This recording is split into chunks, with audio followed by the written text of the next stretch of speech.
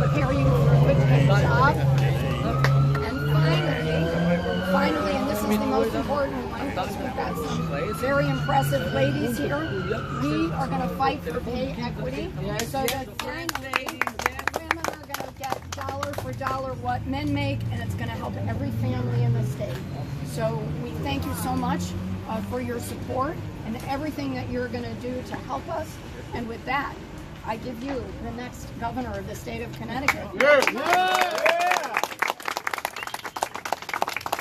Right, Arjun. So Susan's going to be a great lieutenant governor. I need you to vote for her on August 14th. We're going to be a team going forward. And Timmy and Tony, I want to win this state senate. No one is 18-18, so that's just too complicated for me. Give us a little margin. We got some tough decisions. We got some big stuff we got to do. And Susan, thank you for your support. I just want to do something you haven't heard from a governor for a long time.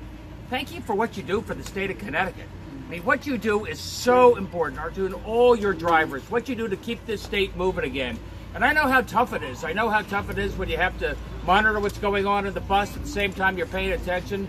I kind of found out the hard way. I did a TV ad the other day, and I was driving around in a car. And I had a GoPro camera in front of me. I had the guy next to me, and somebody said, "Look at the camera." No, look over at the passenger. Look at the camera. So I know it's how important everything you guys do, and I'm going to remember that every day. And as Timmy and Susan said, we're also here to fight for you. We're fighting for all the working families in the state. We're fighting for the rights of labor. We're fighting for the rights of collective bargaining, making sure you have a place at the table, making sure that you're represented, and finally, making sure that you know you have a governor, that the door is open. Arjun, every time we're going to talk, I'm much better when you're at the table with me. So I need you guys to remember August 14th is the primary. We're going to win that, and we're going to go on to November. This is a blue Democratic state. We're keeping it that way. Thanks so much. We'll stop at the speaking on behalf of the drivers a little bit, if you don't mind. Yeah. Okay. One of the things that mostly never happens during these types of meet and greets, excuse me a minute, because this is very important, Please. is the constituency speaking to what we're looking for. And we want to first off say we appreciate you taking your time out of your busy schedule to come and address us. We really appreciate that. We're behind you 100%. But we just want to tell you a little bit of what we're looking for and what impacts us. And what impacts us is working family issues. In this state, the working family is like the stepchild.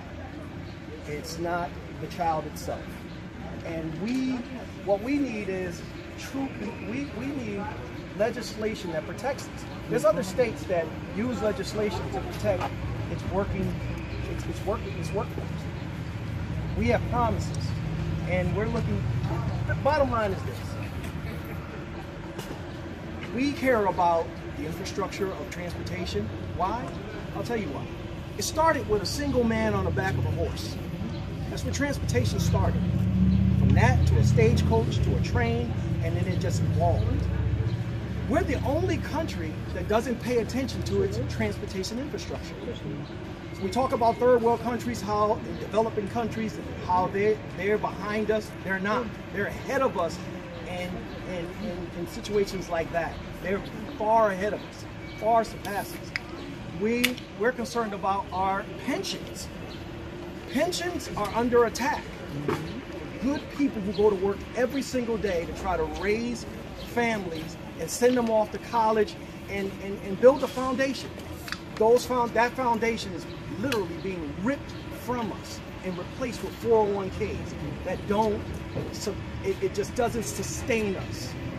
And you know, there was a story in Fairfield the other day. A woman went into a store and stole school supplies for her children. She was still arrested, but it was a police officer that paid $250. He arrested her and then paid for her stuff and gave her stuff at the end. Look at that.